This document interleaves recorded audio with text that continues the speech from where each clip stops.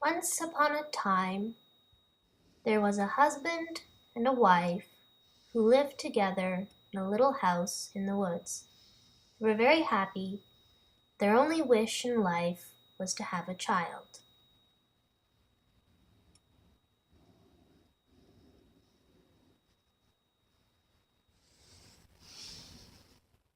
It was the middle of winter. Woods were full of snow. It was very cold, and the little house was ringed with icicles. The wife had to go outside in order to draw a bucket of snow to melt into water. And while she was outside, she would always look up at the stars. When she looked up, a small piece of an icicle fell into her open mouth. The wife laughed. When she went back inside, she said to her husband, "Look, husband, I've swallowed an icicle, and now I will have an ice child." The husband laughed and said nothing, but 9 months later the wife bore a child. The small girl loved the moon and cold. She spent every day outside, playing in the ice. And whenever she had to come inside, she stayed in the furthest corner from the fire possible. In the summer, she stayed in the cellar in an attempt to stay cold. The couple loved their daughter, though they found her strange. One evening, while their daughter was outside playing, the wife was staring at the fire.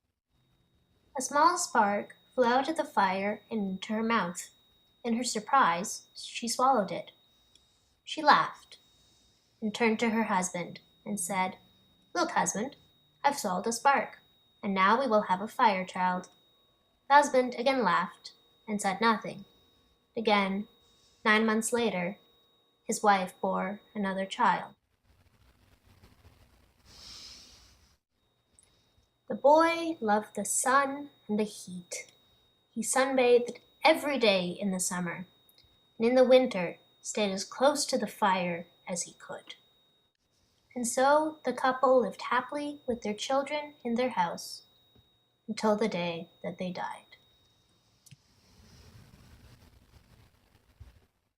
Short time afterwards, as the girl was dancing through the snow, a king happened upon her. Struck with her beauty, as cold and refined as the moon, he asked for her hand in marriage. She agreed, and they were shortly married. When the fire son met his sister's husband for the first time, he greeted him with a huge embrace, but his heat was too much for the poor king, who caught fire and burnt to death.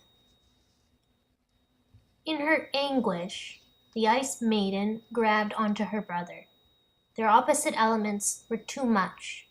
They both melted to the floor in a puddle of smoky water. The end.